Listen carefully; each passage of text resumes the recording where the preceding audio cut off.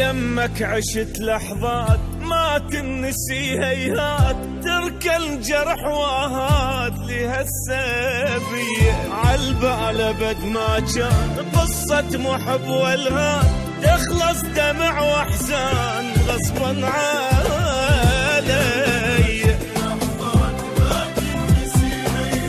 ترك الجرح واهات لهالسبية،